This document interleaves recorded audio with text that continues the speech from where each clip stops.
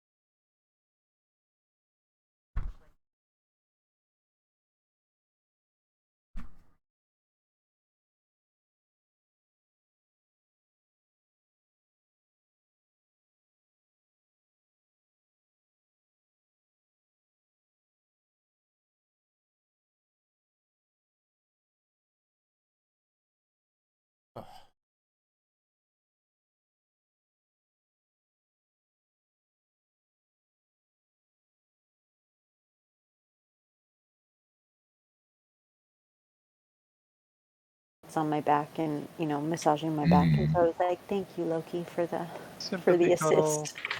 Yeah. Loki's been such a bud based on the pictures I've seen. She Thor. has. Thor's like always been like that, though. Oh, Thor, yeah, That's Oh, not yeah, what but, like, Thor is.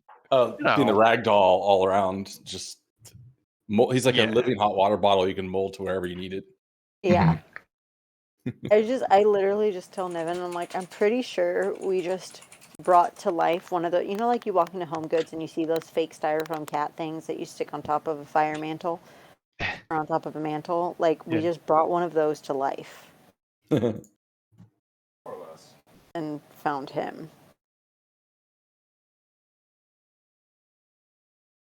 I have learned a thing about my Montana brother that was kind of neat, in that I'm kind of amazed this is still going on. So he believes he has a really bad cold, or is possibly COVID for like the third or fourth time at this point. Jesus. But and he has the first time after like some weird autoimmune thing, and now this past weekend he woke up with his like toe really hurting really really badly, like in the midst of having this totally not COVID, bro. Yeah, he has gout. Just like, you fucking idiot. Oh no. No. Is that due to bad diet, or that's what? Oh no, he's got a pretty good diet, but he's also getting hit by all these other diseases because he's not getting his shots like he's supposed to. So it's like, oh no, diseases are now. oh no, you have an autoimmune condition. You should probably maximize your immune system. Refuse to. Nah, fuck that. It's- hard mode. Yeah, like, oh, you got me good. Play it on hard mode. Oh god, it's no, it's a bad joke. Never mind. No, go ahead. It's a hard mode speed run for life. Or American Medical collect 'em- Association speed run any percent. Collect them all. Yeah. All right. God. Anyway. Derpy, get on to roll 20. Last one. I have a fun fact that I learned. Apparently, facts that are the Disney parks in the U.S., the American flags they put up don't have 50 stars, so that they don't have to legally put it at half-mast or light it up at night. Boy, old news. It was something I learned this week. I'm also a Disney fanatic, so. But yes, it is. And before true. that becomes a conspiracy theory about how They're not real. They're a different not government. real. Actually, God. fuck, don't Yeah. tell, dude. Don't let that like get popped back up now. You get all the That's- fucking MGT and all those folks. All the like. Yeah, that's the problem. I was talking to, I mentioned the Porkins that I was like, don't like. It's just like I'm waiting for the conspiracy theories about this earthquake to show up, right, in Turkey because of the the whole thing that's going with like NATO and Turkey and the Koran burning and all this. And I'm pretty sure I've seen someone already post that. So it's inevitable. It's so disappointing.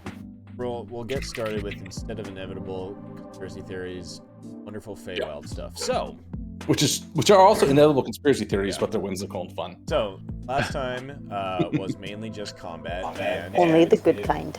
lasted a lot shorter than I thought it was going to be, considering the fact that as Zarak, the orc assassin, jumped from the lake to try to what seemed to be kill your unicorn friend, Lamorana, you all just immediately stunned him with a hold person, and then proceeded to fucking gon' give it to him, and just slap the shit out of him. And I guess that's what happened when a hold person lands on a single target, and it definitely worked. He surrendered, and he ended up... You did end up learning a little bit more about the situation in Prismere overall. Zarak revealed that he is a member of the League of Malevolence, which is a bad guy group of adventurers, an evil group of adventurers that are currently hired to guard the Palace of Heart's Desire and keep it in its frozen state, or at least keep Zyblina in her frozen state and captured. He revealed that the Hourglass Coven, the hags, hired them to do so. So they're currently doing just that. However, there are also several members of a rival faction called Valor's Call, a group of good guys that are also frozen and captured within the Palace of Heart's Desire. The current leader, quote-unquote, of the League of Malevolence is very much wanting the staff of the other wizard in the League of, or in Valor's Call. So he sent Zarak to go and find a unicorn horn, because apparently that is what can be used to unfreeze somebody caught in the spell from Iglewilv's Cauldron, what was used to freeze the entirety of Zyblina Castle. So after all of that, you had a heart-to-heart with him, and Boda, as well as some others, convinced Zarak that, you know what, maybe the League of Malevolence might not be the best option for him, for his career and for his upward trajectory, considering that they all kind of are a bit cutthroaty and a little bit mean, and maybe there's better options with Zyblina power and more money, which he took to heart. He also was grateful that you did spare him, considering that very easily could have taken his life.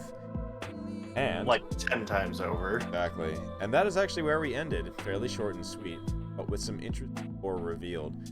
The party returned to the shore of the lake, leaving the unicorn Lamorana there on the island, and heading back towards Will of the Feywild and the Getaway Gang back at Little Oak. Before Zarak left, Boda gave him a hug as he then stepped behind a tree and ninja jutsu disappeared the forest. Maybe to be seen again. I have a note that I got kicked into the lake for trying to tickle him. Alright, so The fair, not. the party ventures back through the wood. I assume heading back to Little Oak now that you've had your fill of adventure at the Wayward Pool. I think so. What was the other one we had? Yeah, I don't think we had anything else that we had on our quick to-do list from our last conversation. Correct. You know that Will. Oh, the Jabberwock we had learned more about as well. You did learn more about the Jabberwock on the previous time.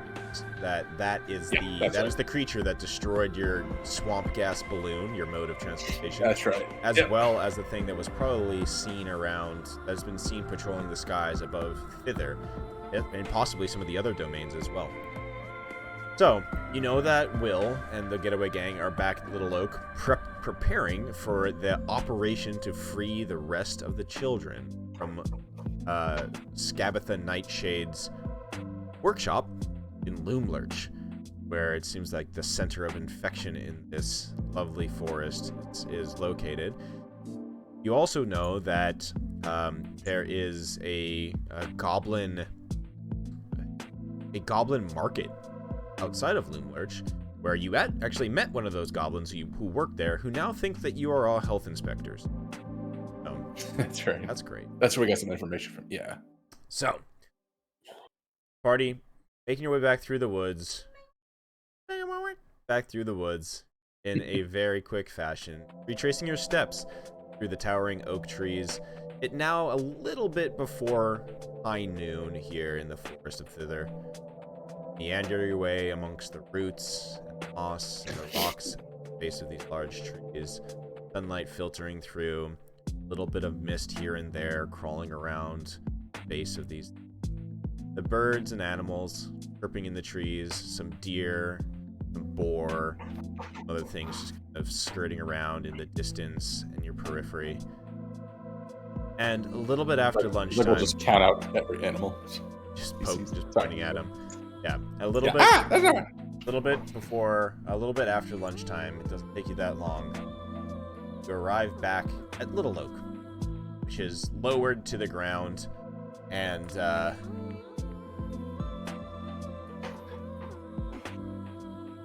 have that one.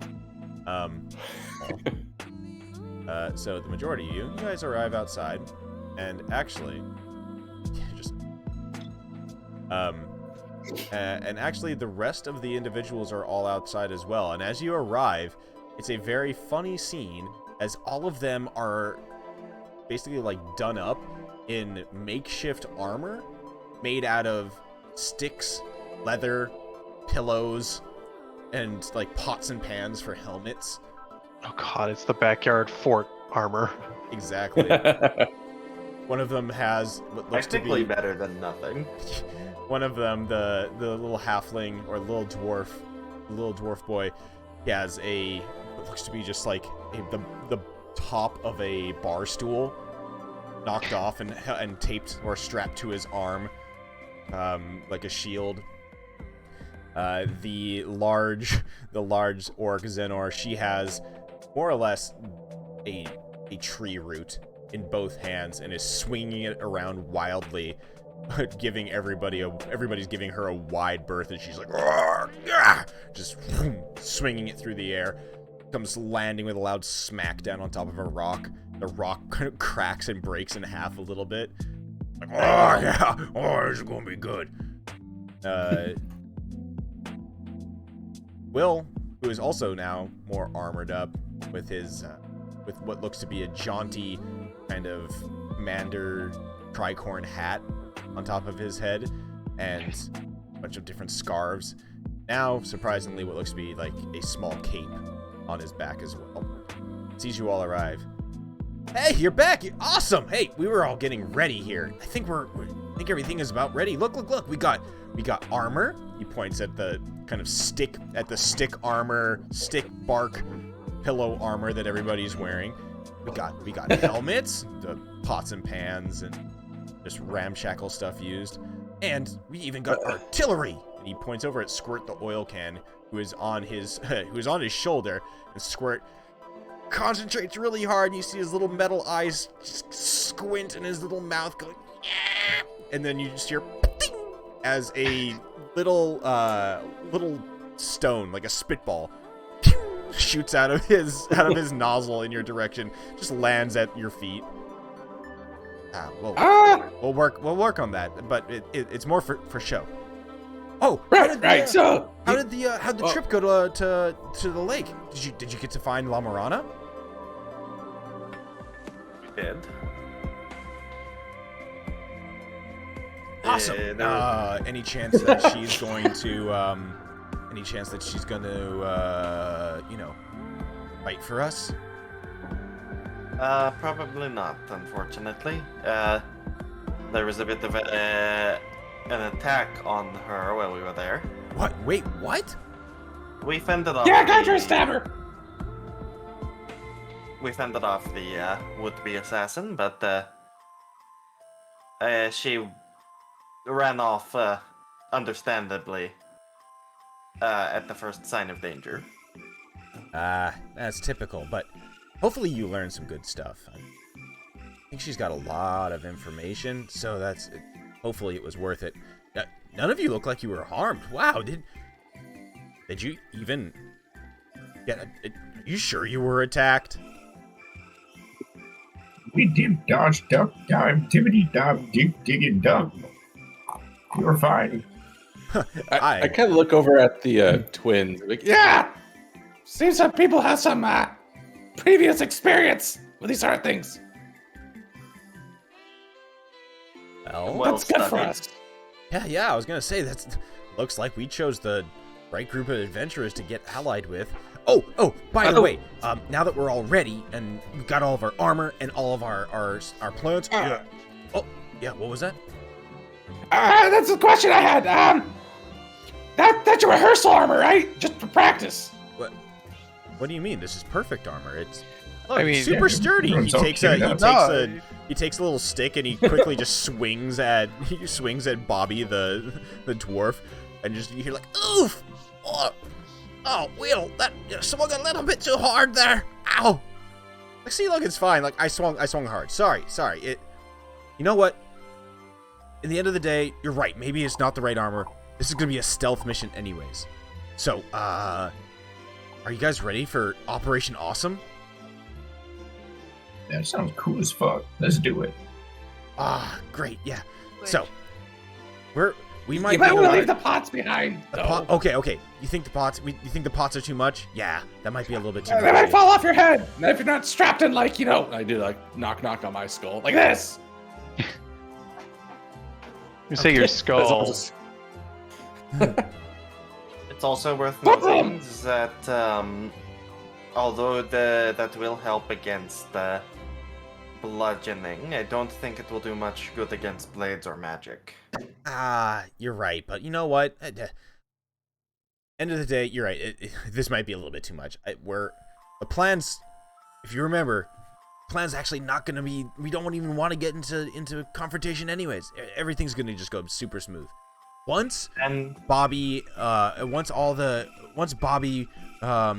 and Xenar all provide the distraction in the garden and lure all the tin soldiers over there, then it's just, easy peasy from there. We sneak in, we free all the kids, and we get the heck out of there. We meet back here and before dinner time, Yeah, of course, but just thinking back to what we discussed, we will be the ones conversing with Chucklehead and the rest. Yes. Yeah. Let's lay that out. Wait, one second. Xenar, can you get the table? And Xenar quickly just climbs the treehouse and throws a table through the window. Table. All right.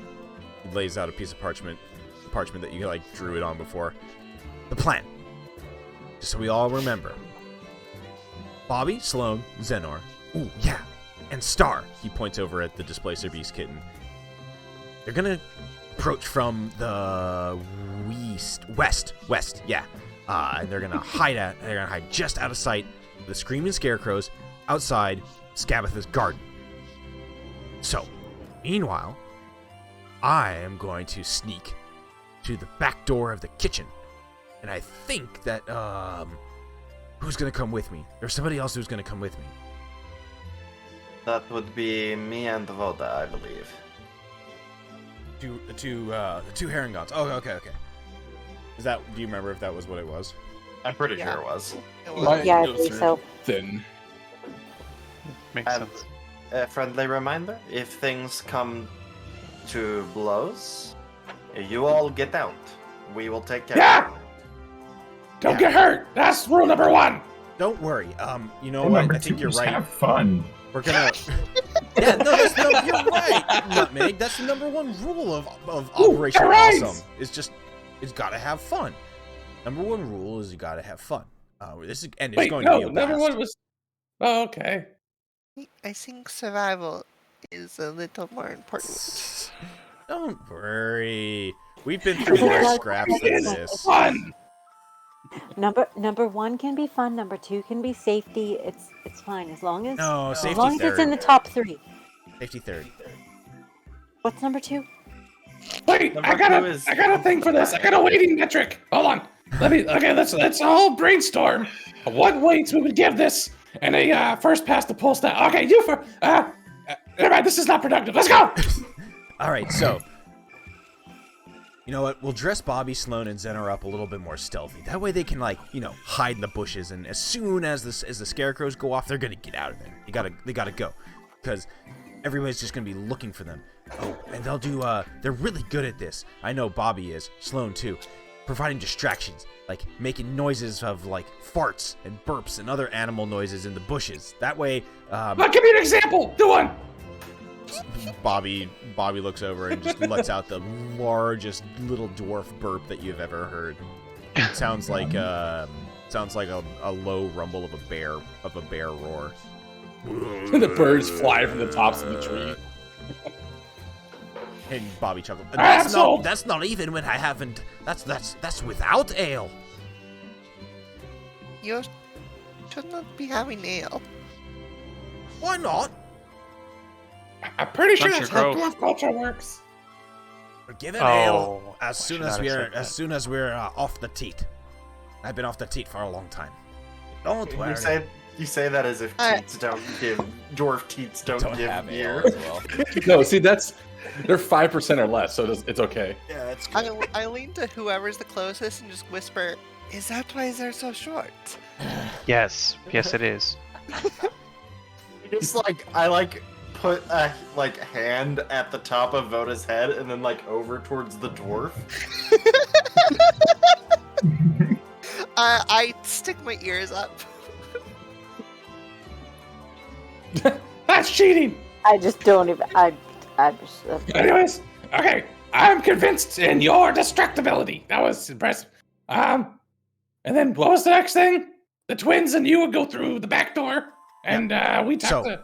No. They're gonna wait. You guys wait to hear the signal of the screaming scarecrows. That's gonna happen. Oh, let's call it. You'll know it's gonna happen. But, the rest of you, Rosin, Kiwi, Zug, you go and talk to the goblins at the market. Once there, if you can find Chucklehead, he can arrange a meeting. Scabatha. That's perfect. Once you go and meet with Scabatha, that's when Bobby, Sloan, and Zenar, that's when they're gonna set off the scarecrows. Soon as that happens, and you're in the meeting, Scabatha's gonna have to book it. Nobody sets off her scarecrows without her knowing. She'll be over there with the tin soldiers, and it's when you break into the workshop and free the kids there. Me, Voda, and Velka, we're gonna climb up into the textile mill and free the kids there. Once the children are free, we get the heck out of there. Okay? Yeah, does not Sounds like a sound plan, risky Stan. at all. Yeah, it's At the highest level, it works. yeah. That's the number one tenet of Operation Awesome is it's just awesome. It's just gonna work. I've planned Well, it, so it's cool. I heard that all plans fail upon meeting with the enemy or whatever, so I think if you just plan for your plan to fail, then by logical reasons it should succeed. Makes very little sense to me, Nutmeg, but sure. Okay. Nutmeg, you should read a book. I have. You know what? I think it's a good plan. However, we also have a plan B. Oh, what's That's plan to B? improvise. That's it. We improvise. I think. Like Jack. Everybody You was know waiting on bated breath. Everybody looks like the three kids look at you, Zug, and so does Will. Even Star, the Displacer Beast kitten, they're looking at you as well. It's like, yeah, we improvise, and they're all waiting. And like a beat happens, and Will speaks up. Yeah, improvising. Just hey, that's You'll know it when you see it. That's Plan A is Operation Awesome. Plan B is Operation Seat of Your Pants. That would be Plan S. Yeah. Plan B of your pants. Seat of your pants is actually swipe. So plan Butt swipe. Butt of your pants. But, Wipe. I think Okay, semantics aside, I think we know what we're gonna do now, right? Oh, Got a plan we gotta execute. all right. Well, Okay, we're gonna get Bobby Sloan and Zeller all stealthed out, along with Star, and this is gonna be great. So glad you guys are here. This is gonna kick ass. We're gonna kick ass. We're gonna get those kids out of there. Does this mean we can have a quick breather first? Oh yeah. We can do whatever you need to do. We haven't even had lunch yet. We lost track of time making this cool armor and making all these weapons and things like that. That's just the way it goes. All right, come on, Little Oak. Little Oak leans over.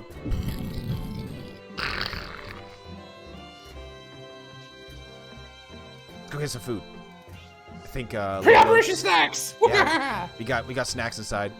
And you get heading inside the treehouse. There's already a table laid out with more of those biscuits, fresh fruit, some nice water and cool spring Wasn't water there and all that kind of stuff. Something we ate that gave us a buff of some kind. Yeah, there was the breakfast. Where was that? All saving throws. Yeah, +1. Yeah. con Okay. So we save. still have. Yeah, we still have that Where's all going. That's saves? for. Nope, just con saves. Okay, just con saves. Yeah, I have it for con save. Okay. I will dig in hungry kobold style and just start eating a little bit of everything. Right. I assume this is going to be a short rest. Yes. You can all have a short rest. All right. Hooray! Short rest recovery. So I don't think I get anything back for that. Me neither. So I am back to full power. Yeah. Warlocks are fun like that. Warlocks be that way. Yeah. Warlocks pro. Granted, my They're full sprint- power is 2 spells, but Warlocks are natural sprinters. You just need a little breather every once in a while. Yeah, warlocks are the cats of the magic universe. But also, you Also, could do coffee lock if you wanted. Also, to be clear with druids and any of these, you only switch on long rest, right? With spells, you can't switch Yes, among you the have shores. to have it in the. Figure it out in the morning. Okay, well, that's fine. I have plenty of things that are totally going to be helpful. We're good. Oh, I also want to hand over. No, being completely sincere. Yes, it's being facetious. Sorry, I'm discontinuing the sarcasm. Although I have a few things that would be helpful. I was like, do that's want still to actually do. So I still have the red cap sickle I had picked up when we first got here. Do any of the kids, other than what's their name with the stick, have any weapons? Yeah, they all have. Delmar, the big orc has like a club. Bobby has what looks to be 2 butter knives in each hand. or a Okay, sheath in I a guess I belt. should be more specific. Useful weapons. Oh no, We did give Will a knife. Will does I have a did dagger. give Will a knife. Oh, okay. Oh He does no! Does have a dagger. Actually, no, I was about to hand over the sickle, and then I realized they're just kids cosplaying, having a good time. They don't need an actual weapon. I'm gonna hold on to it. That being said, we did give Will an actual weapon. What better way knife! to teach them wisdom than to give them What do you have there, Will? A knife. No. Yes! But I think we're just okay. So just to rehash, because we just went over it. A handful of us will head over to start the conversation to get the meeting. Other half gets set up to cause a distraction. Distraction happens. Go Well, through actually, no, you- wherever. Well, Will, none of you are actually going to be involved in triggering the distraction. That's yeah. Well, I mean, just in general, not all of us are going to go to the conversation with Chucklehead, Oh, right? No, Voda and Velka are not. Yeah, Bona and Velka will be with Will. Why did I not have that in my notes? Bona and Velka are going to be with Distraction Will by the at boys. at the kitchen, and they're Following gonna, the best Okay. rule of D&D, splitting the party. Yeah. Dude, Okay, I so say twins do what your with characters would do, Will. even if it's a bad idea. Oh, my character. Okay, so it's twins with Will at the back door. Got it.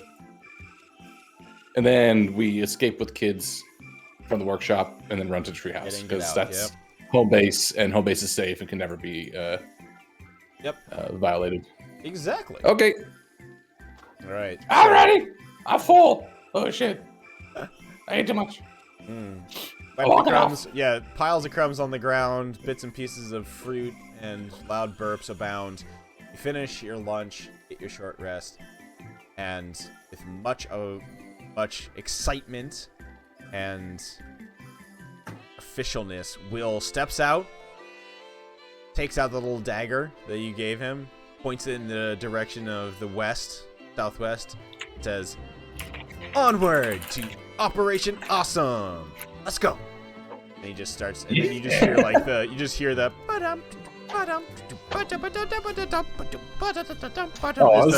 music just starts playing from the soundtrack just starts playing as the 4 of these children start marching off very officially into the woods, followed closely by Star. That is the sound of copyright. I'm gonna say the other thing is Zug is starting to sing Operation Awesome! Yeah. Everything is good! Or also to the tune of Secret Tunnel. Voda is slowly tying her ears together. Oh yeah, and I think Zug's is just more and more into the song with the kids, coming up with different lyrics. I can imagine. Probably devolve into like poopy butt type stuff. I can imagine you just like. Voda would probably join that. All right. As you head through the forest, you begin to feel a little bit like the forest is growing inwards on all of you, getting more and more dense. The light from above seems to not penetrate as much through the trees here. Ironically, the trees, though they look worse for wear, getting kind of darker and more gnarled, smell of decay starting to come up from the ground and the trees around you. The foliage above just overreaching, blocking out the sun's rays. As opposed from your earlier travels, you don't hear as many birds. You don't see as many animals in the distance. Everything kind of has that strange, muffled sound as you're walking through the just kind of winding your way through the trees. The footfalls don't crunch or thud, just kind of soft. You're all kind of getting that feeling of being in a soundproof room where there's no echoes. Sound doesn't really feel like it's traveling. I assume we would probably start getting quiet at that point from all the singing. The kids are still singing. They just not really affected by this whatsoever. And Will turns back and she says, "Don't worry about it. This is what Scabbeth has been doing to Thither. Been sucking the life out of it. It sucks. It doesn't look very fun. Yeah, no fun at all. It's all boring and quiet and gross. Don't worry. We'll have to make sure we enforce rule number 1 here pretty heavily and give them a win. Yeah, for sure. All right. What happens if looking at this sort of like dead and desiccating like terrain? What happens if I try to druidcraft like a plant near the path? I just like lean over and try to revitalize it. Does it work, or is it being stifled, or? It works. You see a green vine snake its way out of the dark, loamy ground. Is up. A little bit of leaves here. A couple leaves sprout on it. I'll high five the vine. Yeah. As you do so, though, however, you start to see from its base, where it's protruding from the ground, almost inky black tendril. They're starting to enwreath it, make its way up the stalk of the vine.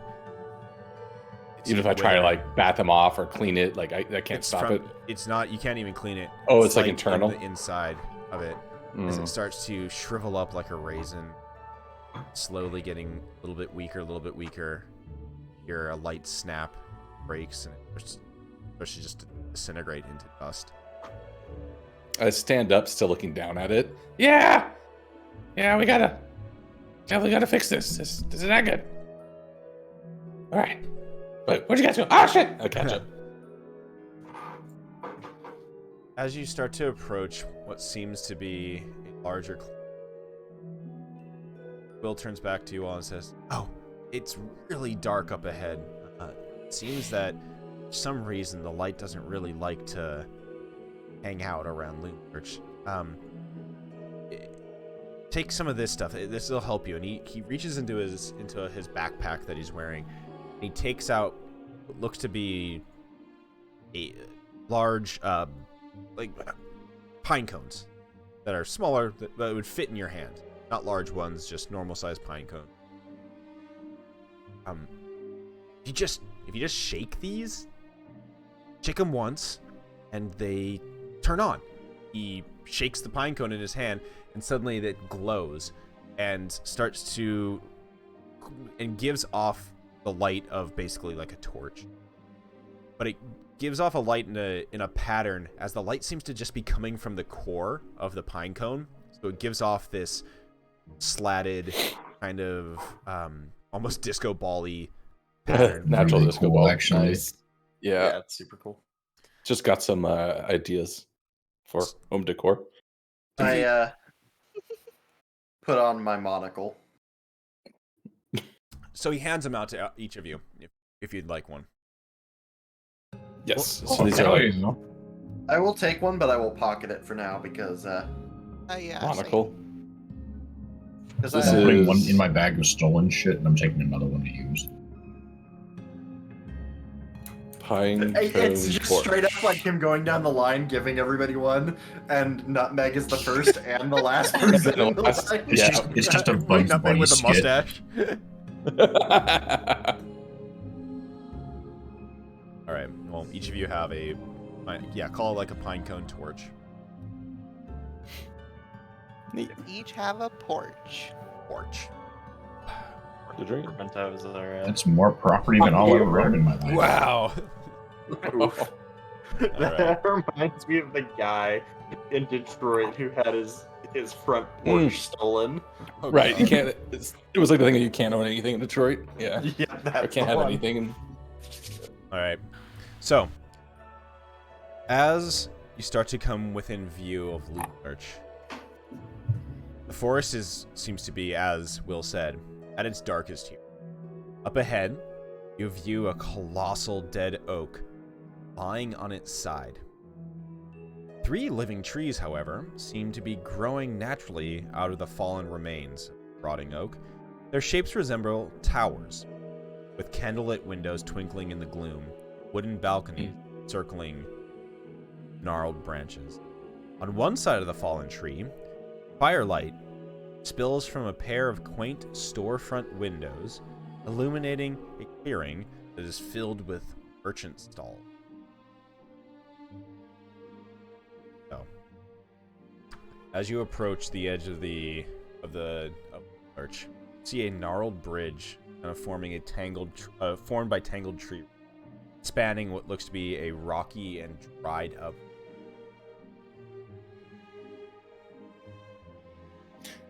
Is there any? Oh, I'll say, do we see any obvious like front door, back door, entrance activity, things of this nature before we get close? You see quite a lot of activity. You see that the Uh-oh. marketplace is buzzing with Oh, individuals. okay. And actually, as you arrive here as you do arrive, you see an individual, 2 of them actually, coming back across the bridge. You see a dark furred, almost like a dark brown furred Harengon, alongside a orange furred satyr, making their way across the bridge, each of them with a small sack, small bag in their hands, and they see you out the edge of the bridge and just kind of give you a little high sign, a wave. The rabbit, as the Harengon, gives a nod and says, good afternoon. Going to the marketplace. They got fresh supplies of candy there today. New batch, good stuff. Satyr just gives you a curt nod. Gives a gruff. Yes, of course. We are here for the finest of candies. Yes. Good day. Can can you point me in the way of the head candy maker, Scylla? We were supposed to meet with him today, yes? Zug, I think you should let us do the talking. Yes! I think he's got this. I like whisper that to Zug, like I'm opposite. already on the bridge. It's like, Zug, you tone it down just a bit, just a bit. Rawson's like holding the bridge of her nose. Yeah, let's give you a blank stare, like, tone it down. Will, at the edge of the bridge, Will looks to the three other kids, Bobby, Sloan. Kind of he starts doing the whole, like, SWAT / FBI thing, like, points to his eyes, points in the direction to the west, gives a thumbs up, slaps his arm once or twice, gives another thumbs up, and then hits himself in the butt, slaps himself in the ass, and gives another thumbs up. And they all nod very sagely, like he just said something extremely important to them. They all salute. They, click their heels together, salute, head off in that direction. So they start encircling. They start heading over west before you cross the bridge. Will lets out a sigh. All right, they know what to do. Velka, Voda, you're with me, all right? Cross the bridge. But then we're going to we got to make our way beyond the, around the marketplace. We'll make our way around the back. The kitchen door is behind it, beyond it. Where? Alright, lead the way. Lead the way. I'm gonna get the accent one of these days. All right, so Zug, as soon as you put one foot on that bridge, the roots kind of creak and make some sound. You realize that if you want to, if you just march your way across this bridge, you're gonna make an absolute racket.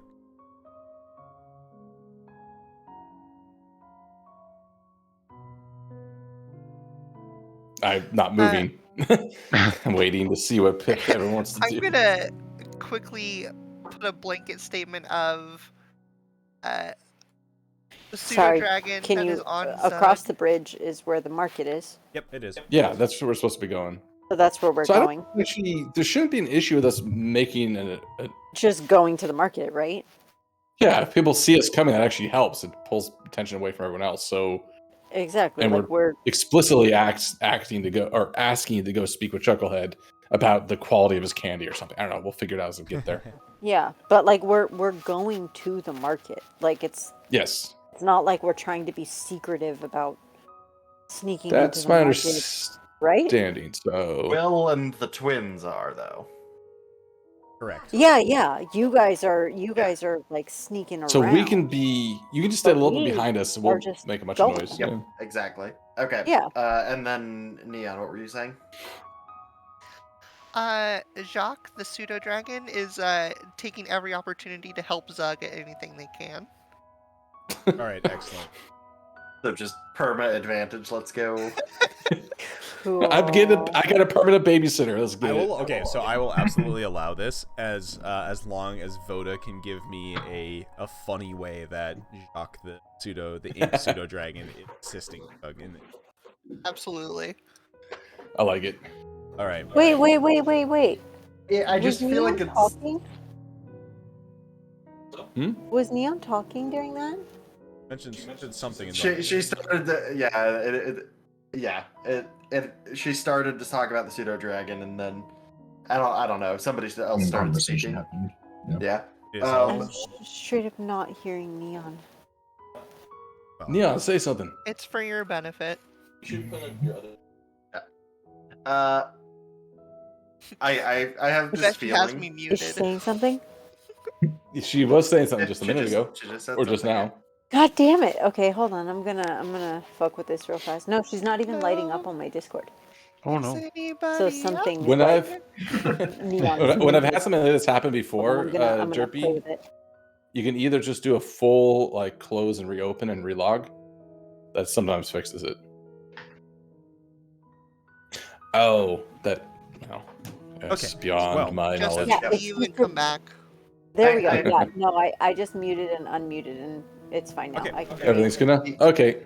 So Zug, I just have this feeling that Jacques is just going to be like screaming obscenities in French. Being a dissatisfied pseudo- customer. Yeah, in pseudo dragon. It's just you. This you is- this is foolish acceptable. American.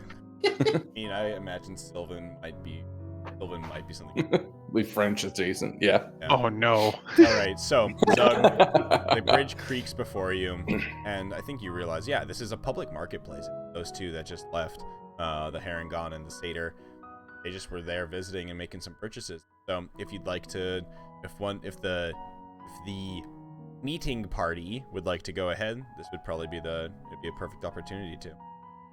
Oh, Yeah, so I I'm look gonna- back to you guys. Oh, Before we head out, I'm gonna go ahead and give who looks louder between Velka and Voda. I'm gonna guess Voda. She's excitable. I'm gonna sprinkle a little dust on her, and she's gonna have Blessing of the Trickster for the next hour, I think. Let's go. wow, no, it's an advantage on stealth, right? I very much bring attention to myself. Yes. No. I'm a sneaky boy. And Will, Yeah, 1 hour. Oh, does anyone have any way to? Who's the least sneaky right now? Zug. Like in terms of mechanically sneaky, or just how I'm actually approaching this problem? Because those are two different answers. All right, I'm gonna reach out and touch Zug, and I'm gonna, just in case, I will put non-detection. Ooh, oh cool. Just in that's case. actually that makes sense because I think I'm, to be fair, probably one of the more memorable things that could occur to someone who's like, "Huh, wonder where those people went."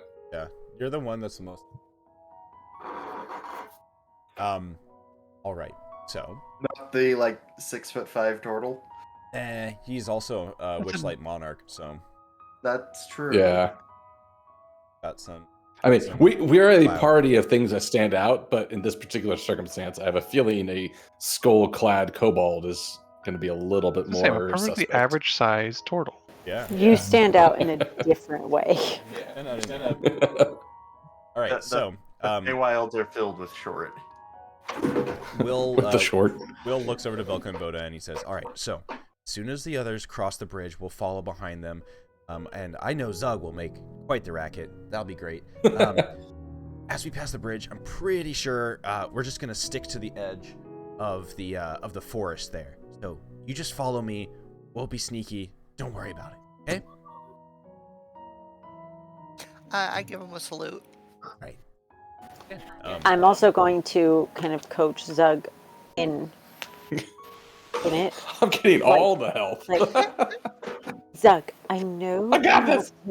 I know, but walking across, we're already gonna make some noise. We're already gonna, you're already going to be looked at, right? But we don't need to draw extra attention because we don't want people watching where we came from, right? Okay, I make noise We're after just- we're on the bridge. We're going to the market, as if you were walking anywhere else. It's nothing special. We're going shopping.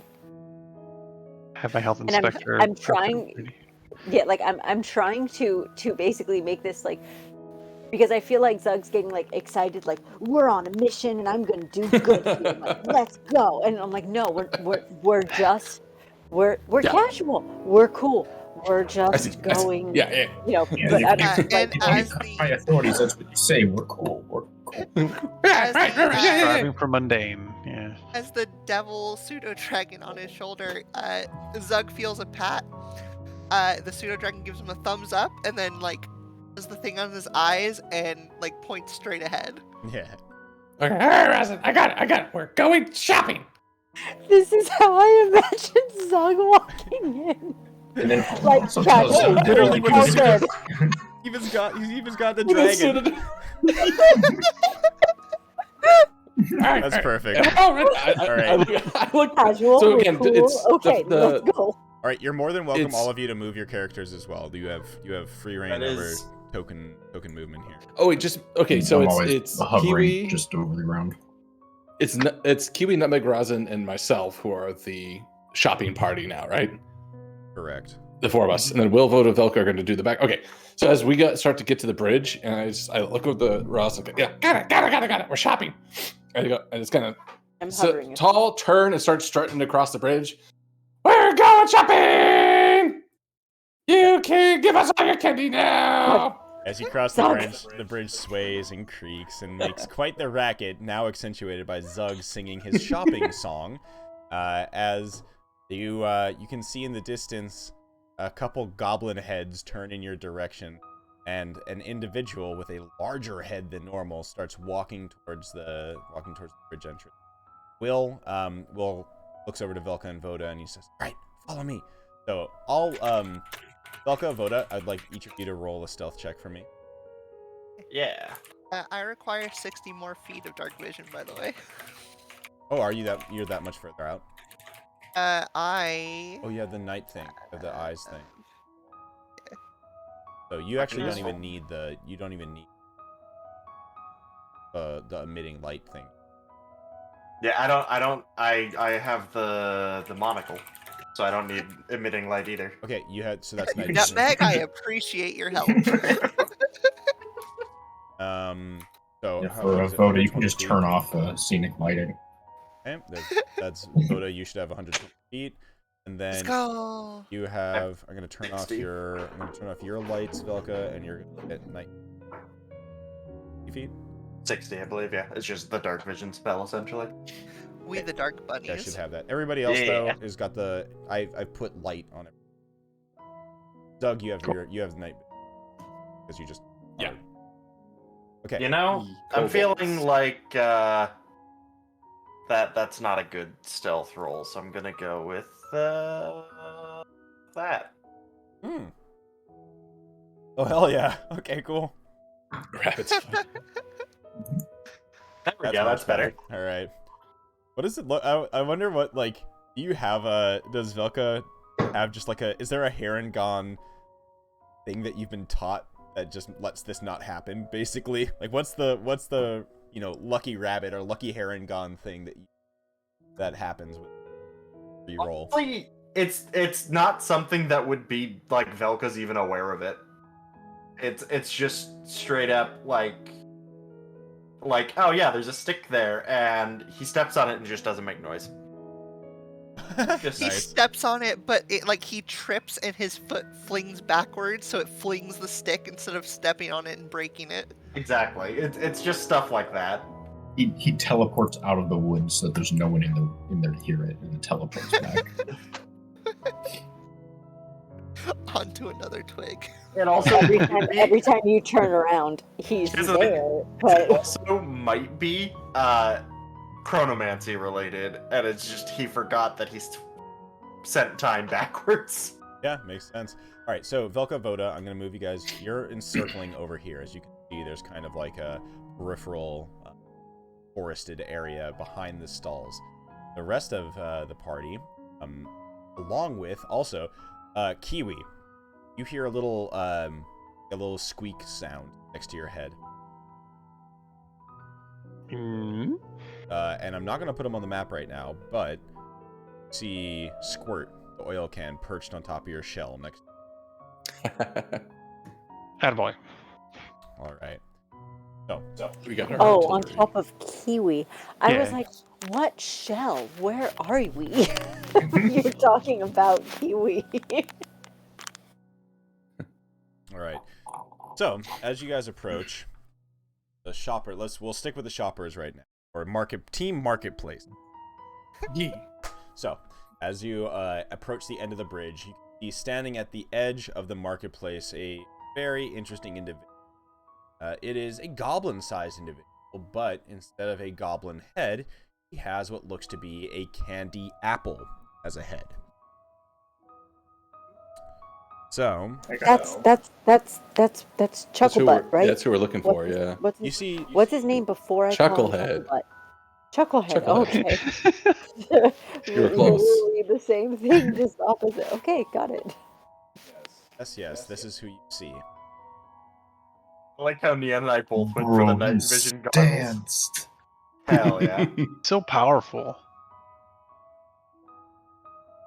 Seeing that too, I think as I'm strutting along, making my song, I kind of stutter for a step, look back at Rosin. I've never actually been shopping before. Yep. It's You fine. take this one. So you see ahead of you 3 stalls. They're selling candy, situated in this little clearing, and they're lit by the windows carved into the giant fallen tree to one side of it. There's 2 goblins working in each stall, and the whole enterprise is watched closely by the goblin that you see. Goblin with a toffee apple head, who appears to be muttering quietly to himself as he approaches you crossing the...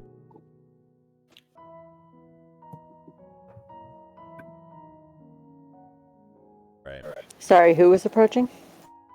The toffee-headed goblin. The toffee or the candy apple? It's toffee apple. Same guy. It's Chucklehead. Oh, okay. Okay, I was like, wait, there's a toffee one too. All the flavors Okay. of the fall. Right. So, yeah. As he mutters to himself, looks up, his... Can I hear what he's muttering? Give me a perception check.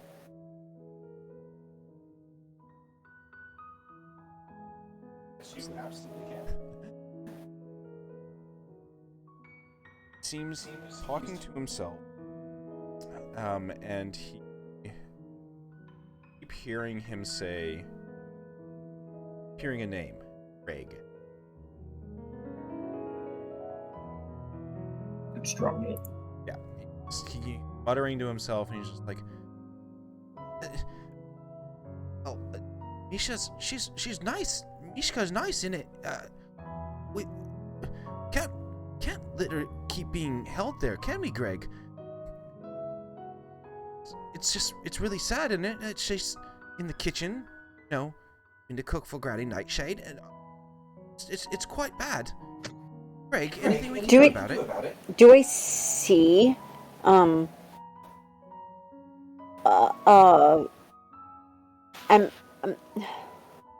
is there any other obvious creature next to him, or is there, like, something, like, can I gather anything about what he's... Yes, with that 21 perception.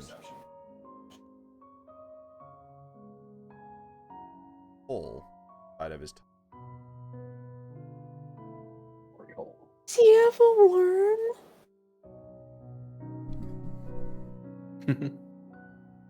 I mean that in, like, the cutest way. Not like a disease. Looks up at the party. Hello, name's Chucklehead, and I am the boss man here over at this at our little marketplace. Nice to meet you. You look like you're new to the area. Are you here for some of our lovely goblin candy? We absolutely are. It's wonderful to meet you, Sir Chucklehead. We've heard a lot about you, and we actually are here to try some of your wares. And do I see that little thing on the side? I don't want to be like, "Hi, Greg," but like, do I see it? Can I be like, "Oh, hello there. Who's this?" You don't see any. You don't see little worm or anything. You just saw the hole. You don't see any creature. Got it. Okay. It's okay. So I have another question. I have this thing called Eye for Detail. Go ahead and post it. Says I can spot a hidden creature or object. Oh sure. So yeah. If as a bonus action. Like, if I did something like that, would I be able to kind of decipher who or what is in there? It's kind of a weird, a very weird inquisitive because apply to combat, but I think that this is something that I would allow to out of combat work. We'll get to that, but Kiwi, Zug, and also Chucklehead looks over. Oh, hello. That, here we go. I haven't seen one of these types in quite some time. Is that a kobold? Nice to see you. And Can't wave over at another, him. another fairy there. And Hey. oh my goodness, I can't believe it. Turtle. And a Witchlight Monarch turtle at that. Oh, lords, how'd you get in here? Oh, we gotta give some free product. Hey, Steve! Stephen! Stephen! It's Alan you're calling for. Alan. Oh, yeah, sorry. Sorry, you're right. Wait, how'd you know? And so it's just, can you get us a Porkins. sampler platter for these fine folks? Welcome. Come in.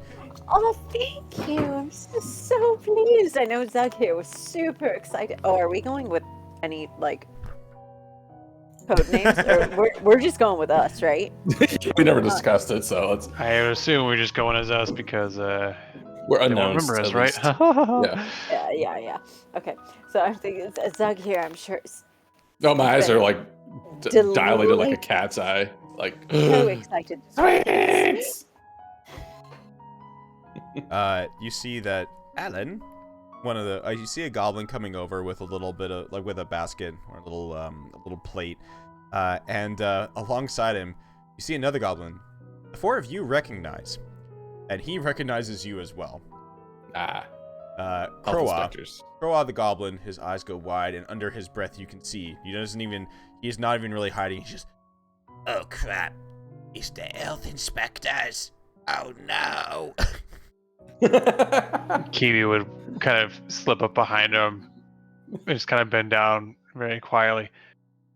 It's my day off. You see him visibly. I was going to like also Rawson was kind of trying when we made eye contact. Rawson would like be very ever so slightly just trying to shake her head like don't say anything like super like the slightest little shake of the head, but just trying to get that while Kiwi does whatever. But yeah. I'll be drawing a line across my neck thing as I look at him glaringly, and I'll be using the telekinetic mage hand across his own neck, so it feels like my finger running. Oh, that's Jesus. hardcore. Next level. Well, I was gonna say that you see Croa visibly relax as Kiwi says it's my day off, and then immediately he gets more tense as he looks past Kiwi and sees Nutmeg giving him the look. And they confuse him further, Zug gives him a thumbs up. Yeah, they're just so confused. Croa walks up alongside Alan to Chucklehead and kind of bows his head a little bit. Here's a sample platter. We got one of each of the things. I'm gonna go back to my stall. And they leave hand over the platter. You see a platter filled with delicious looking, but obviously something off with them, candy. So you can see that there is there's hard candy that's wrapped in little cellophane, wrapped in those little cellophane covers, but there's something strange inside of them, or a little dark thing inside of them. You can see that there are strange lollipops, and you actually recognize one of them was the lollipop that you saw before, made out of what seems to be crushed ants. There's what look to be jellified worms. There's also some strange gummy worms. there seems to be some strange things that look like gumballs, but are suspiciously look like some sort of creature's eggs. And a bunch of that type of stuff. Chucklehead looks over them all and goes, Yes, all expertly created here in our lovely little candy shop. Scabatha makes some of them herself too, but we refine them. And, bestsellers over here in all of Thither. It's quite nice. Isn't that right, Greg? Wait. No. They're nice? Think they're nice? Huh. What makes you think they're nice? Rawson's getting very, because he's saying this openly now, right? Yep. Okay, so Rawson's getting really inquisitive in her facial expressions and reactions, and just kind of Like, I'm sorry. Were you speaking to us, or were you speaking? Who, Greg? And I'm kind of looking around him, knowing I'm looking around Chucklehead, knowing like there's not actually another goblin or something next to him, like, but just kind of like, oh, where is Greg? Like, who's Greg? I'd love to say hi. Greg, yeah, see, Greg's inside my head. Oh, you have a Greg too, then. I looked to the little hole and like inside. Yeah. Look, it's a little bit complicated. Greg's saying some really nice things about you, and look, he leans in. He leans in and he whispers.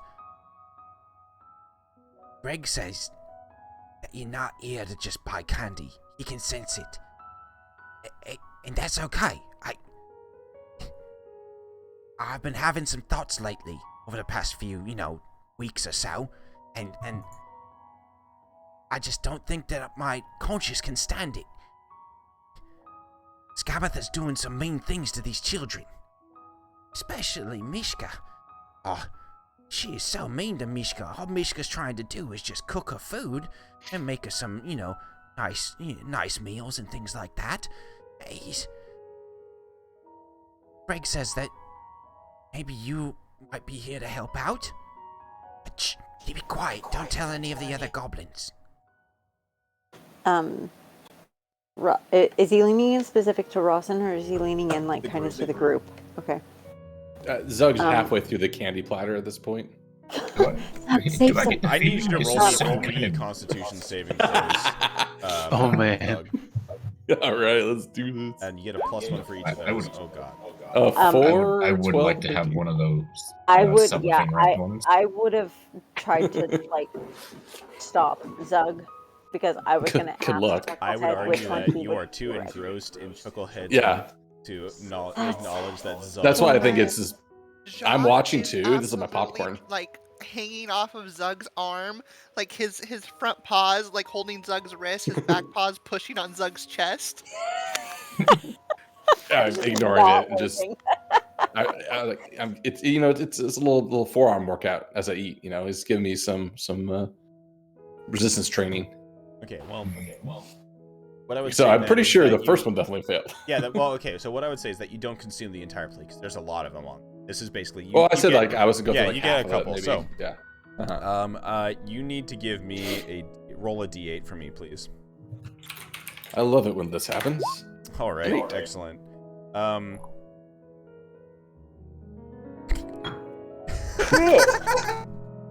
Zug, everybody watches as suddenly you chomp down on what looks to be a long, slimy, jellied bug. Suck it down and you smile. Perfect kobold food, yeah. And as that goofy smile crosses your face, there is an audible poof as you turn into a butterfly.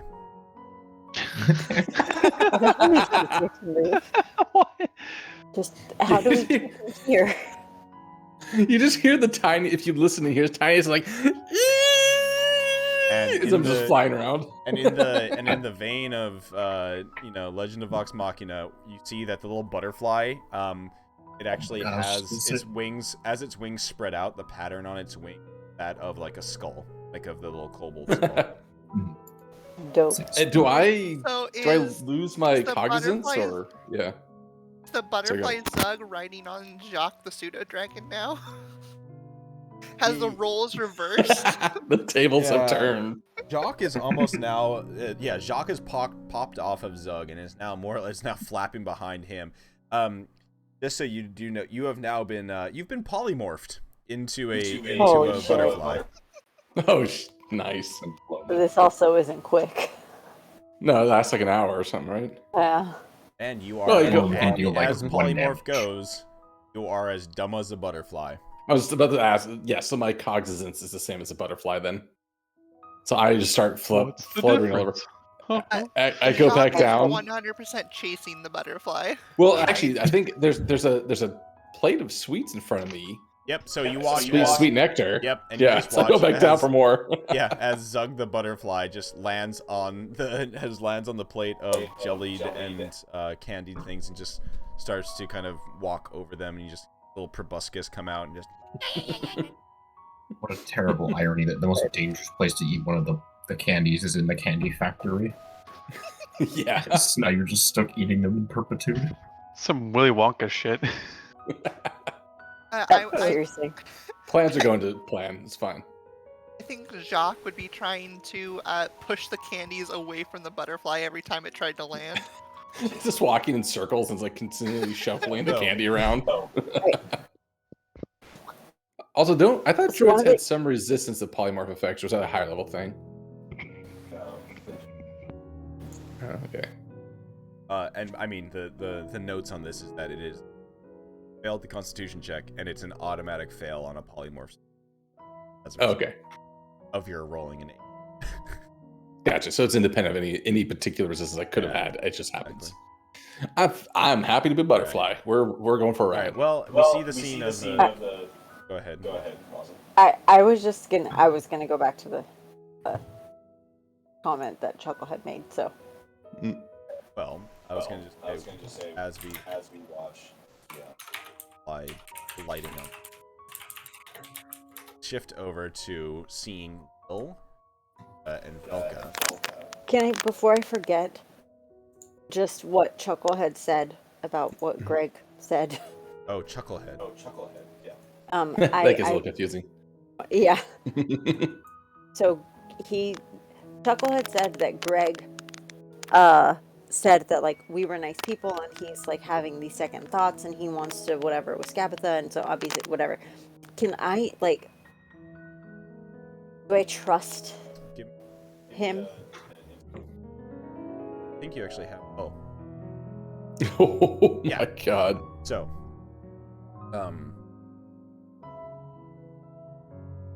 you sense with highest amount of conviction the pure sincerity of what Chucklehead is saying.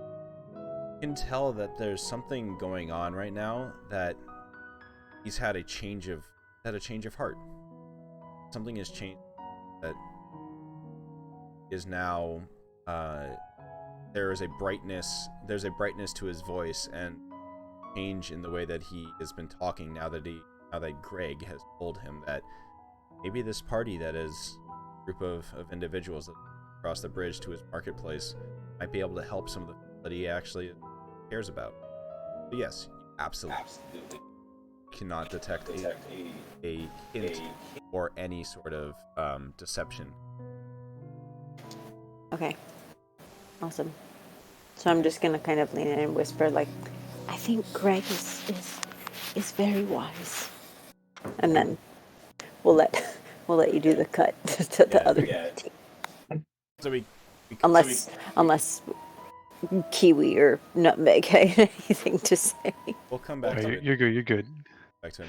So Velka, Voda, follow Will as he is literally under his voice doing the cronk as you make your way across the backside of the marketplace. Dun dun dun dun dun dun dun dun dun dun dun dun. He dashes behind a tree. Ba-da-doo, ba-da-doo, da-da-da. As he's like dashing from tree to tree, I'm just walking like Yep. between the trees. Exactly. He does like a dive somersault behind, and he goes, "Okay, a bit of a clearing here. We gotta make a run for it. All right, on my mark. 3, 2, 1, go!" And he just starts like Naruto running across the backside of this thing. I look at Velka and I say, "You just want to be invisible." Save it. Might come in handy later. And Will's already on the other side, and he just like turns around and like hits the tree, looks back, and goes, motions frantically, like, come on. Yeah, I will way. Yeah. Yep. You make your way across the backside of this little clearing area. You see the backside of the stalls. There's like random goblin graffiti that just says something like Steve is a butt. And then underneath that, like crossed out, and beneath it says Alan's a butt. I like this place.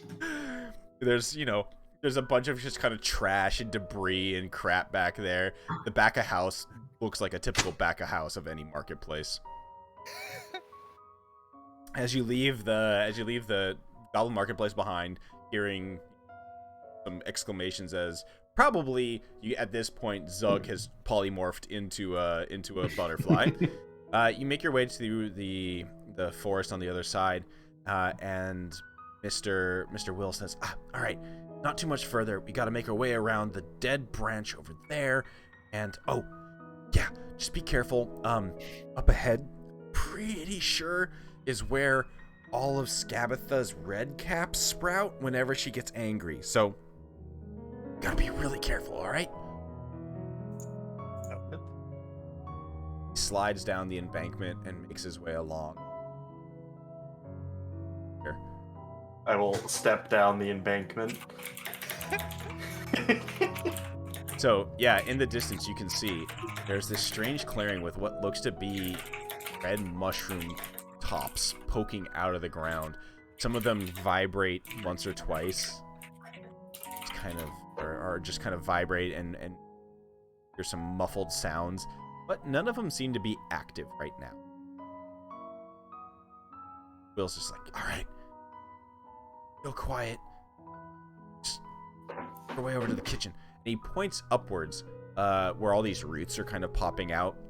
Over here, points up. He says, all right, when the signal goes off, we're going to climb up the dead tree right there, and we're going to make it to the balcony above. Won't be too hard, but I think we'll be able to do it. Sound good? I'm not the best climber. Don't worry, it's not even that steep. Look. And he points, and it's more or less just kind of a well, like, there's a lot of handholds and things that you're going to be able to use. Voda, we don't need to climb, and I'm just gonna like stomp my foot like Thumper and Bambi.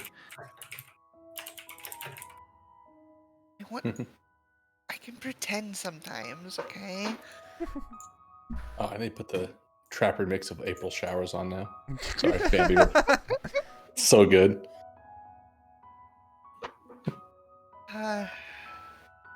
So I sit down and lean against like the wood right here, and it's like, so I guess we just wait. Yeah, just a little bit ahead, and he points at a door that you can see. Wait, so are we going through the door? No, that's just the back entrance to the kitchen. That's where I told everybody we'd wait. It's part of Operation Awesome. Come on. Gotcha. If I just kind of under my breath, if you had just drawn a better map. You're the one who was helping me draw the map. Is not fair. Oh, sorry. Got it. Come on, let's go. Sprints. Dives. Does a somersault, an unnecessary somersault. Then does an army crawl through the roots. Yeah. I imagine the somersault like straight up put him off course too. Yeah, absolutely. Runs up, puts his back against one of the trees. As he's like diving and rolling, like we're just keeping pace, just walking directly behind him. Exactly. He's like, scum it up. And just makes his way to the back door. You gotta hide in this little nook right here. Okay, excellent. And you know what? At this point, let's take a quick break as the party, as Backdoor Brigade makes their way to the kitchen, and Market Squad is now conversing with the candy apple-headed chucklehead, the goblin, finding out. And some I'm very a interesting beautiful things. butterfly. Say that 5 times fast. Yeah, exactly. All right, 5 minutes or so. Go up, get stretched, get some more drinks, get some snacks, and all that fun stuff, and let's go. Be right back.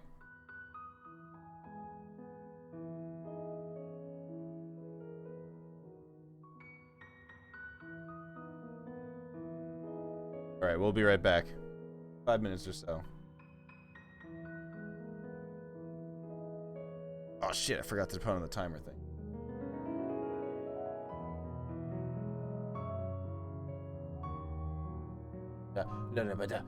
Here it comes. Almost there. Alright. Bing, bing, bing, bing. 6 minutes. Be right back.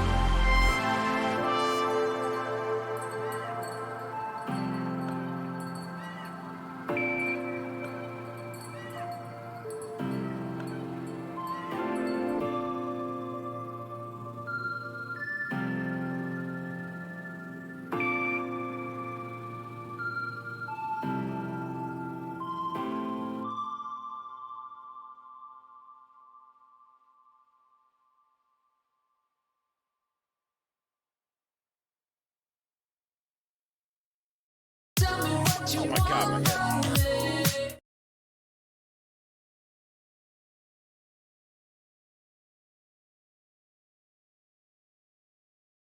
Doot doot.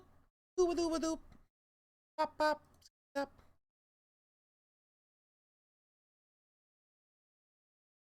Skip it up.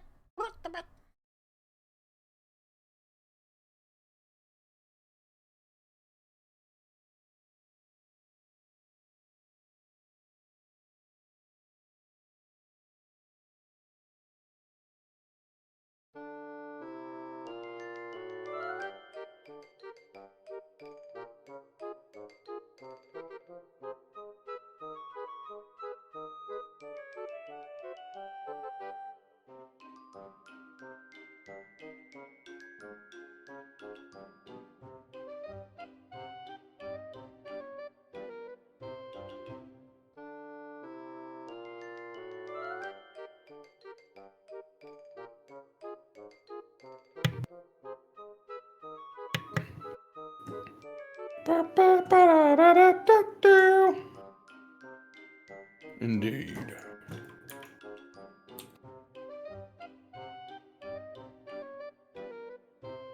Bum, bum. Bum, bum, bum. I still haven't done the 6.3 MSQ stuff yet. I need to get to that. Yeah. It is good stuff from what I hear. But I did get into God of War for like 4 hours last night. I got really sucked into it. How much further? It's gotten.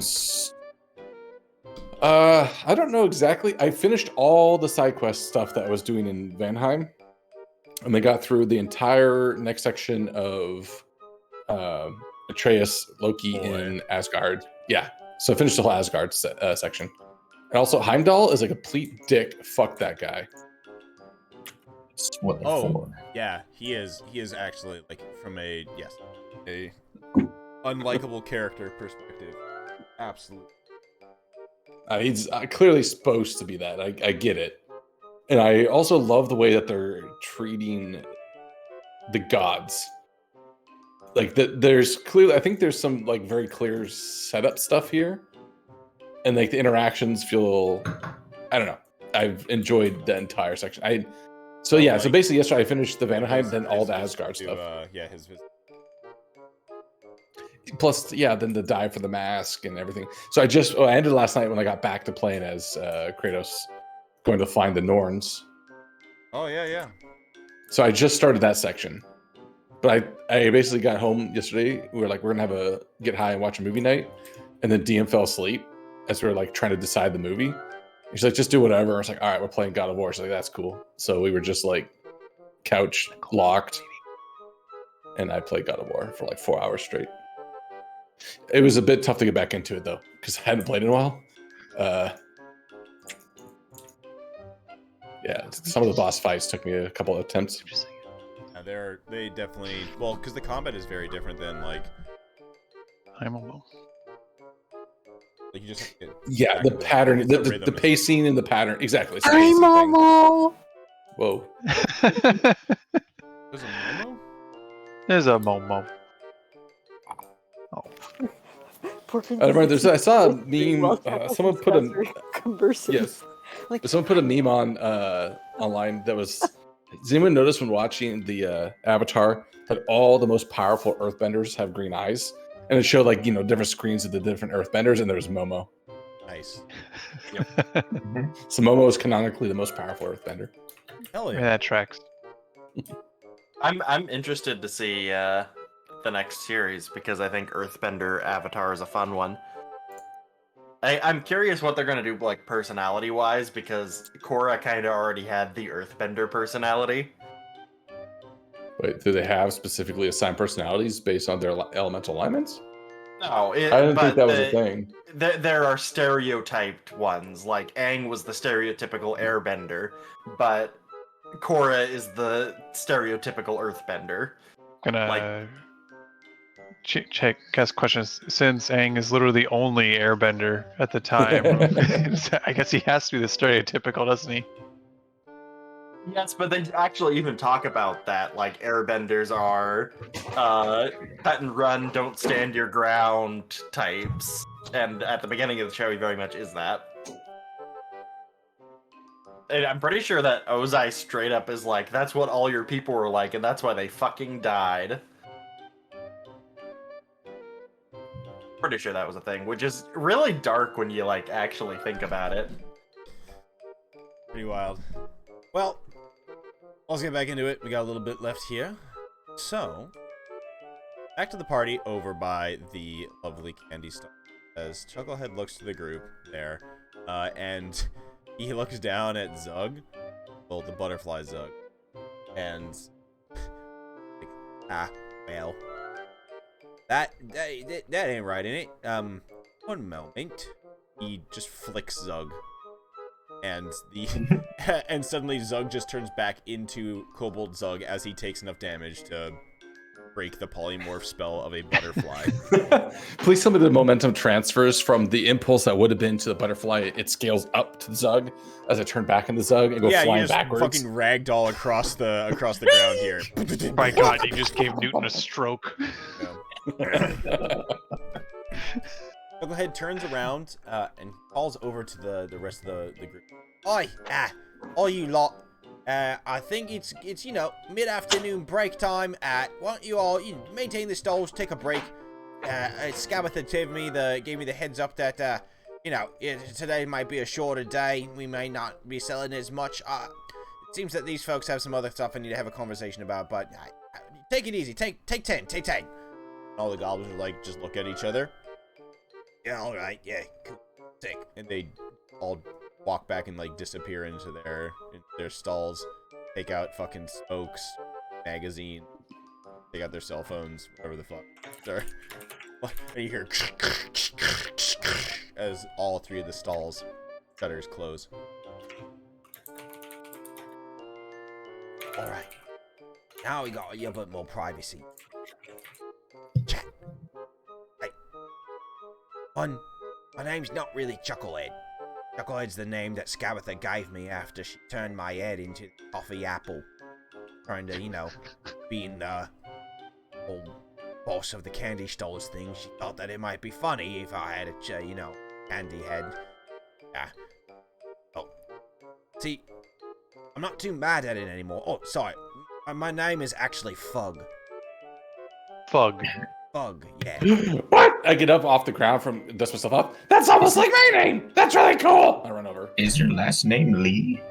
No, but that would be funny if it were, innit? I get the joke.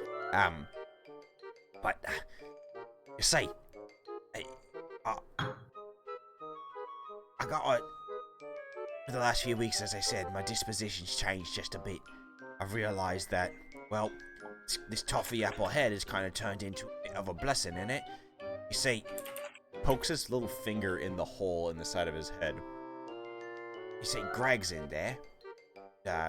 Rawson visibly reacts to him sticking his finger inside the hole in his head. Don't worry, I can't feel it much anymore. But Greg's not too bad for a maggot. He might be probably inside of my head up, and eventually that might have some detrimental effects, but don't feel bad for me. He's, showed me my true self, and I'll always love that little maggot for that. Why I gave him the name Greg. Even if he eats my head, it's made me less angry. It's volatile. Or nice. And he's made me find you all. Showed me that your lot, it might be actually good. As you see, as I said, Mishka, she works the kitchens, and she's the only one there that's not scared of me. Whenever I go in there, she gives me food, she laughs, and she's like my little sister. I really don't like how Granny Nightshade treats her. Treats her all mean, like scullery maid. So, Greg says you're good. You can do some good. Are you here to do some good?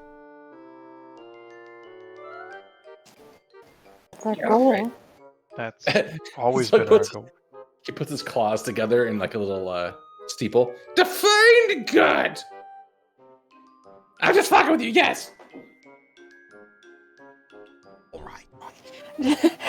Rawson was literally about to define good, like Go off in the a dictionary. way that Zug would be like, oh, okay, like good means getting to eat candy and enjoy friends. I'll forget like, Doug is like actually an something like intellectual that. kobold. I swear. A kobold philosopher. The way you act, Kobold. I mean, it's easy to forget. it's the calmness. It's a constant conflict between id and ego. It's more pronounced in the kobold form. Very much an intellectual then, Okay. in that sense. Chucklehead speaks up, aka. Oh, I can, being, the big boss of the marketplace out here, I can, give you guys an, maybe go and set you up. We can meet, set you up a meeting with Skabatha. Pretty easy peasy. Unless there's something else that you need to do. I don't know. What did you even come here for? I'm hoping you came here to do something. Please, you gotta let me in on the plan. Let me in on the plan. I can help you out. So, we need to meet with Skabatha. Alright, I can arrange that. Easy peasy. Squeeze. So perhaps it's best if we don't divulge all the plans, so you have, culpable deniability and all this. And then you've been seen with us and all that, and we're kind of memorable. Basically, shit's gonna go down. We'll get the kids out. Alright. I like the idea of whatever you just said. Capable deniability, whatever. I'm down for that. I can make the arrangement. You get to maintain innocence as long as you just help us meet with Skabatha. Yeah, got it. Alright, easy peasy. All you have to remember is that the reason we convinced you to let her meet with us is that we bring a message from her sister. Yeah. Oh, smart. Alright, right. Okay. Just follow me, and I'll take you around the front, where her parlor is. That's where she meets with visitors. It won't take but a moment, alright? Let's go. He starts walking across the bridge. He yells back to the rest of the goblins.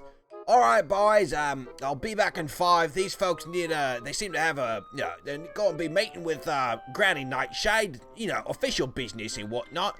Be back in a jiffy. Keep the stalls open, make sure you sell anything to visitors, and, don't eat any extra candy, alright? I was also going to mention, if you need more, culpable deniability at some point, one of your boys there also believes us to be health inspectors. Oh, So it could help buy some. We needed to meet with her because we're the health inspectors, and you learned that after, the candy turned Zug into a butterfly. Oh yeah. That's definitely not going to be up to code. Wait. Also, I look back at the people who are going back to stalls. Save me some more of the butterfly candy. Yeah, I'm definitely trying to snag some of that on my way out of here. Oh man, Yeah, you don't I want really the need Swedish to fish try ones. one, so I'd really love some a little bit later. I'm gonna save it for another time. Very highly Oh of- god. When There's you're a butterfly, let me tell you, you don't think about anything. There's a good, you see on the plate there's still like probably 5 pieces of candy, all more or less licked by Butterfly Zug, but it's okay. I'm taking one of those, putting it in my pouch of stolen shit. Yeah. Nice. Questionable goblin candy. Or goblin fey candy. Even Yeah, better. yeah, Fey Goblin candy for sure. All right, well, the party follows the 4 of you follow Chucklehead back across the rickety root bridge, and you make your way a little bit further west to another entry, basically. And ahead, you see what looks to be a open door and what would be a bit of a parlor. And as you approach, the chamber is nestled between the walls of the twisted roof, through gaps in which you can see the eerily beautiful woodland surrounding you. A closed wooden door stands opposite the root bridge that leads into, in the center of which there are 4 armchairs encircling a small table laid out for tea service. A painted wooded box, 3 feet on a side, rests in the corner. A crank protrudes from one side of it, causing it to resemble an oversized jack-in-the-box.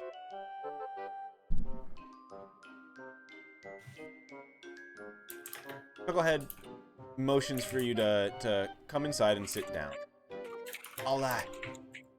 Don't worry, I'm not going to go and get Granny Nightshade now. She's probably, this time inspecting some of the workshops, so it'll be but a moment. No worries, okay? He indicates for you to step into the parlor here. I've not been questioning him at all, but I see that Rosin has full faith, so I'm not going to question it. I go plop my ass down on a chair. But what's coffee? Give me a perception check really quick. Of course. I usually act first, perceive later. But yeah. As you sit down on the chair, Zug, you feel it move. Oh, it's a massaging chair. Even better. I'm assuming it's not a massaging chair. What is it? Who did she turn into a chair? Once that happened, would Rosin recognize what you sat down on the chair, it moved, and you hear a little. I look around me. Your passive perception, you see that the chair's cushion and legs separate for a brief moment, and a little tongue and small teeth show, and it licks its lip. Oh boy! Did the chair just eat kobold ass?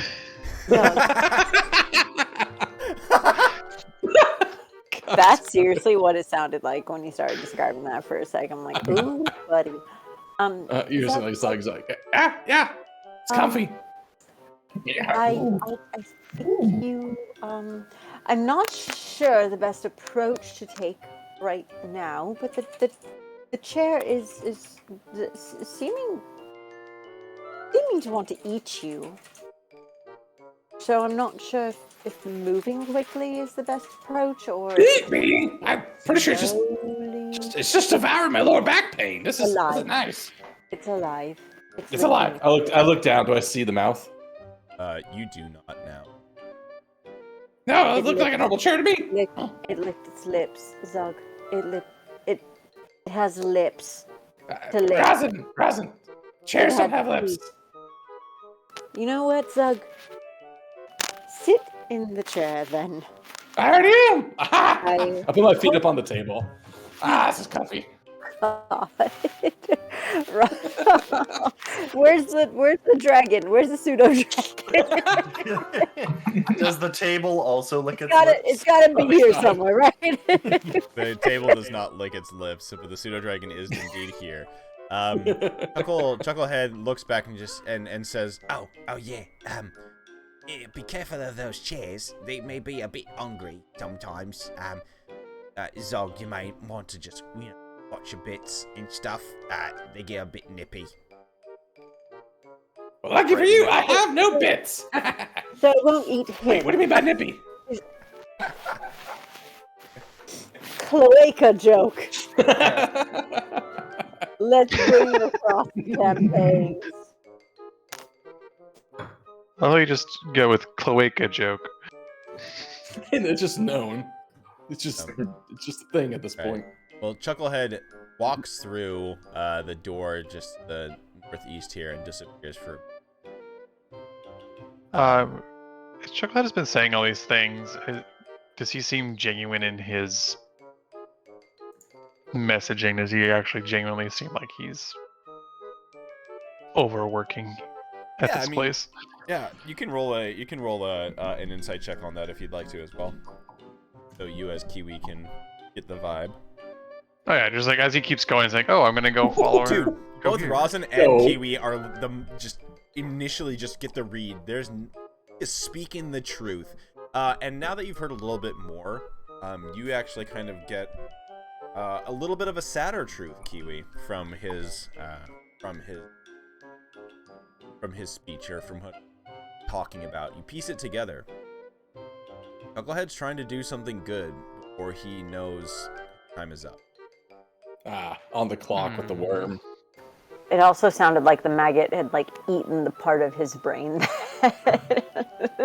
that made him want to do bad. Because it's just like, oh, I turned into This a actually mutant. makes it a very interesting case of like agency versus ethics.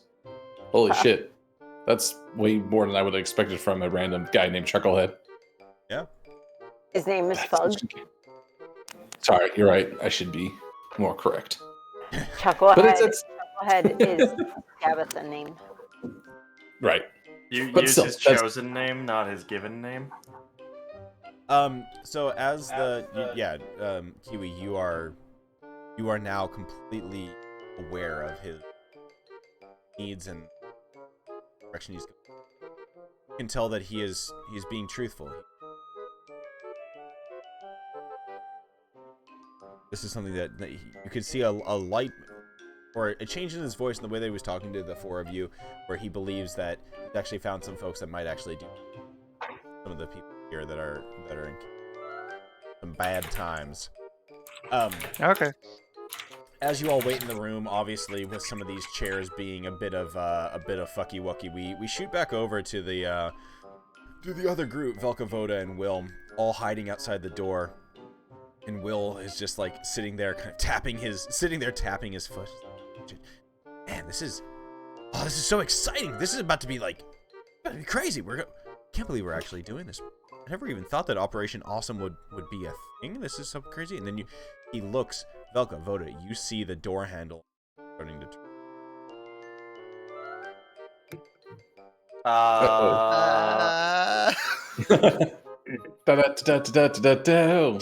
And Will does not notice. Oh shit. I because he's looking at you guys. Yeah. Yeah, I will do like the get down, like hand motion. You have to slap your ass and point though. Yeah, and then What are you saying? I point to the door. He turns and he sees the door and it's starting to. There's a little gap. He hears that. Starts to open. I push Velka into the hovel. I jump over to Will and cast invisibility on both of us. Yep, I will shuffle my way up a bit into the tree. Okay. Great. Was that covered the two of the three of you, right? She's because she can upcast it. It covers two. Yeah, yeah. All right, so Will's invisibility going up to an hour. Great.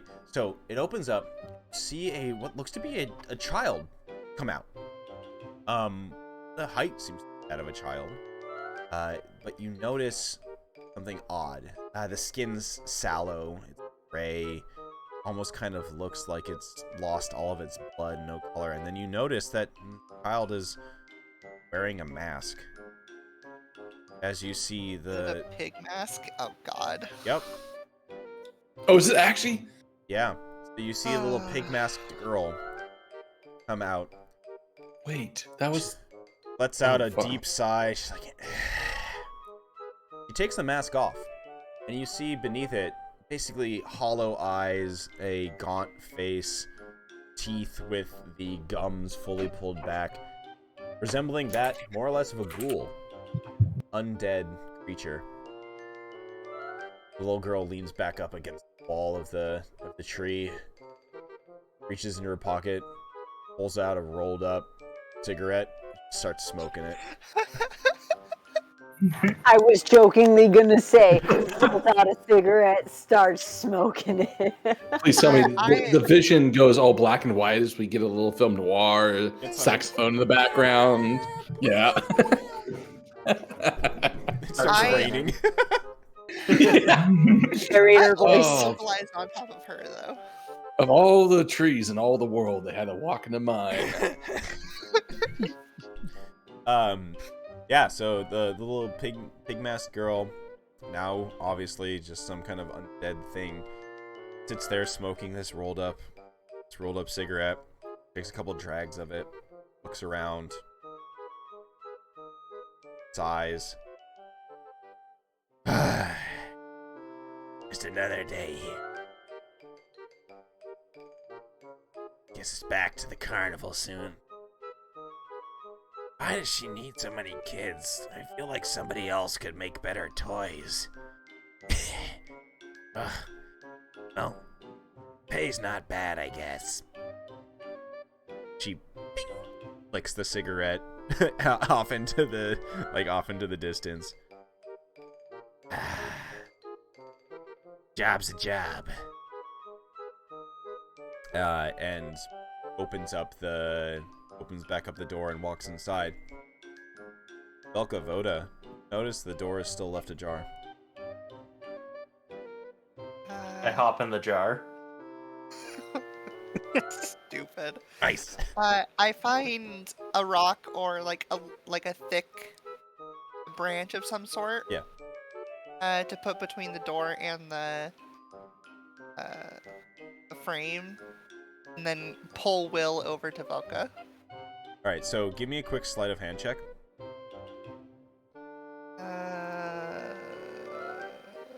Oh, actually, not bad at that. Yeah, and you have the blessing of.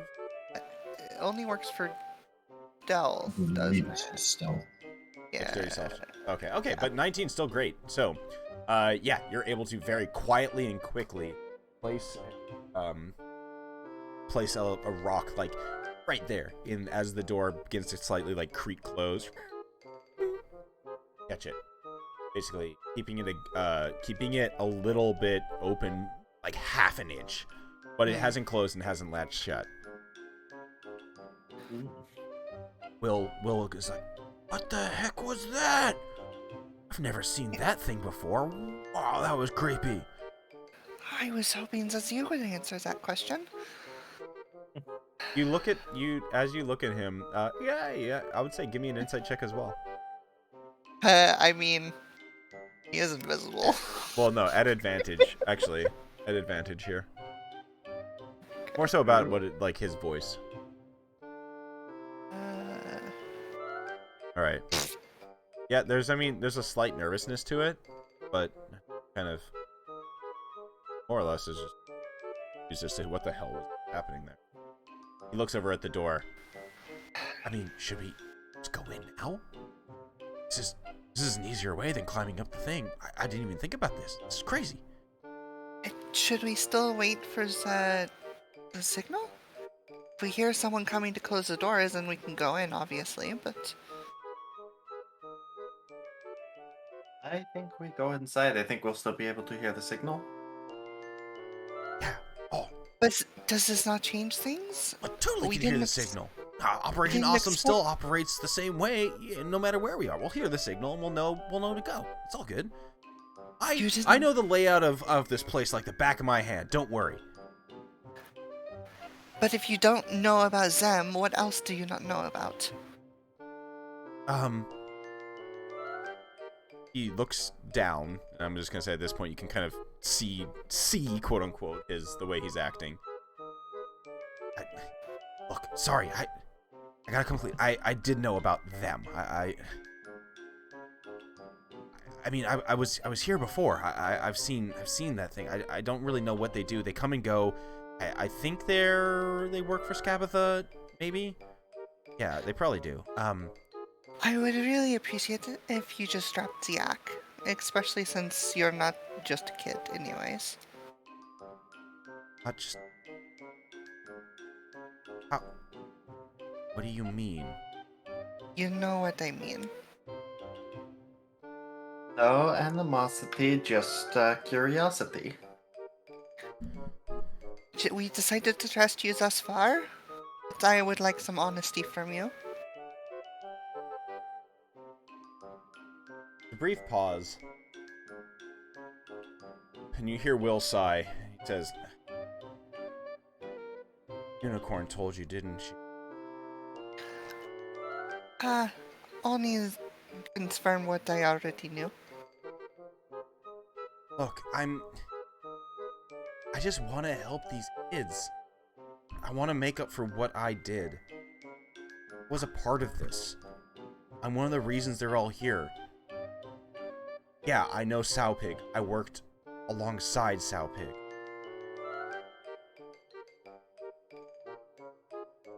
My name's actually Mugen. Whoa. Quiet weeb. Wait, how do you spell that? And also, why is it a weeb thing? Actually, no. M-U-G-A-N. You probably It's an Oni. Mugen. Well, Mugan. Yep. Oh, like a demon? Oh, with an Oh, shit. A. Yeah, Mugen. Okay. Like, I thought you were truly leaving out.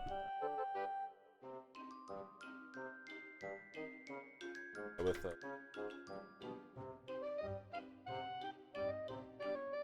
that.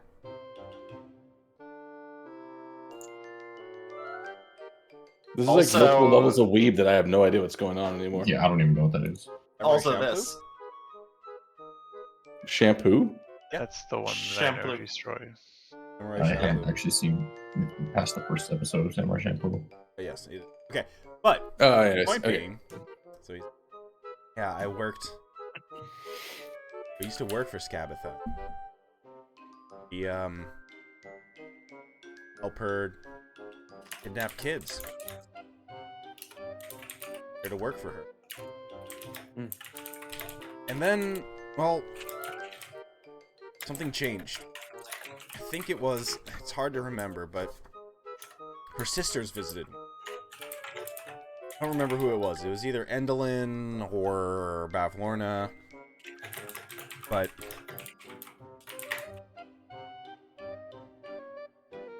it cast a spell on me. Ever since then, I've just felt good. Felt that need to help. Wait a minute. Does this sound... I know I'm not there right now, but as a player, to you guys, does this sound familiar to something else we discussed already? The The unicorn told us. told us.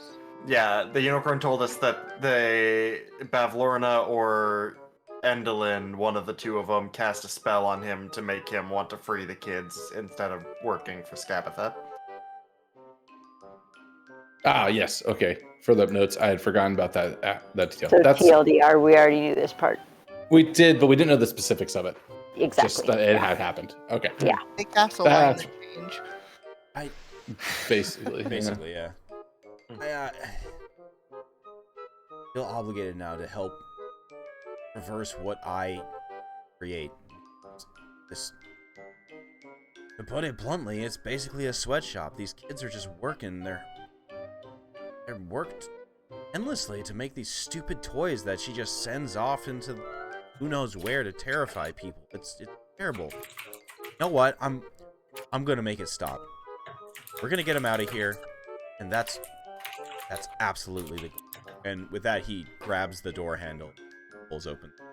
I very quickly tried to grab his shoulder and say, I believe you, but I think we need to take a step back and reassess what we're about to do, especially since there seems to be things that you did not tell us. All right. Well, what do you want? Well, is there an, what did you call her? Pig sow? Is there anything Pig, else yeah. that we should be worried about? I mean, if I remember correctly, Sow Pig is just the one that goes to the Witchlight Carnival. I went all over.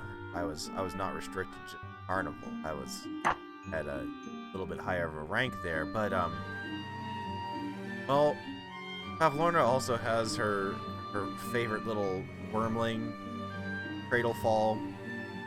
If I remember, he loved hiding in Jack-in-the-Box boxes. Favorite thing. That Oh, is who was this? concerning, but continue. Oh. And, well, Pavlorna likes, or not Skabatha likes to sleep.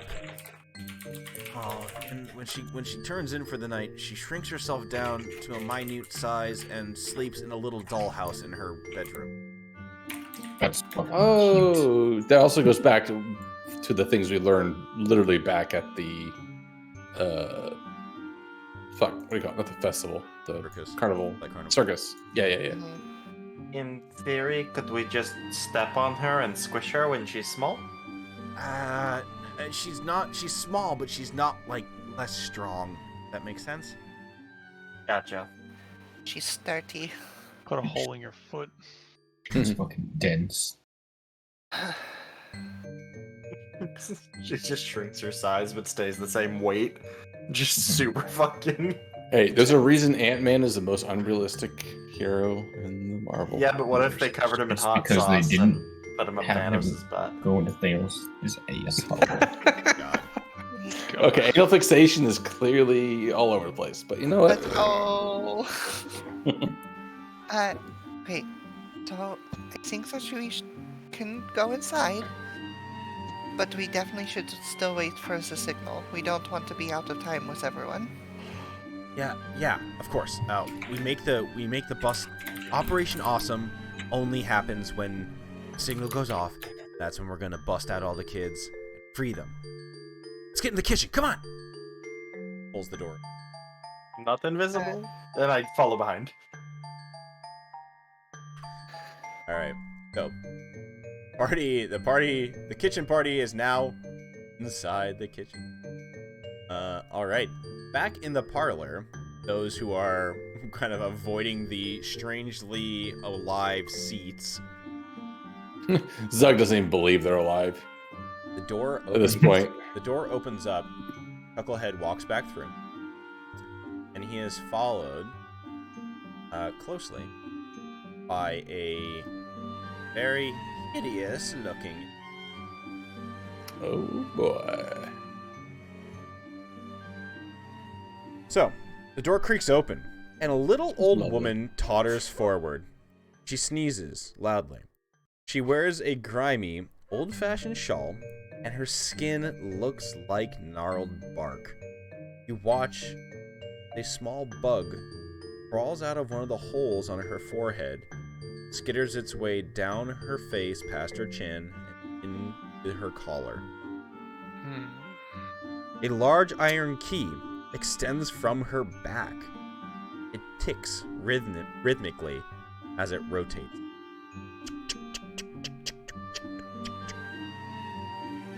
She observes the room, her head and neck audibly creaking as she looks at you.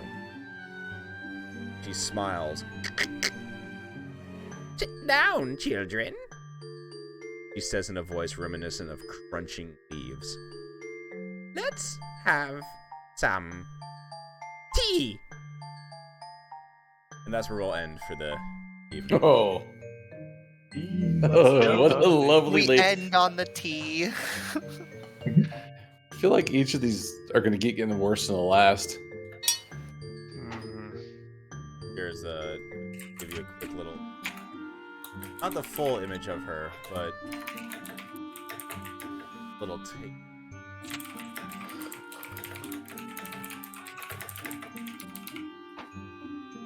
I feel like with the three sisters, we're like stumbling into the corporate works of Bogus, Bunce, and Bean because they all fucking hate each other.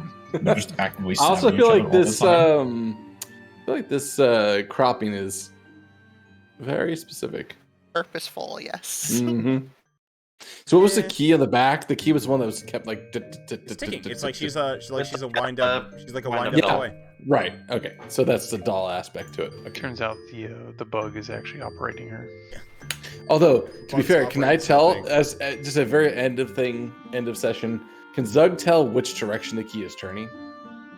Oh yeah, sure, clockwise. Okay. And you know what? I don't need to crop the entire thing because it's pretty funny. Wait, it's interesting. Sorry, it's turning counterclockwise. I'm now thinking about how you would wind something.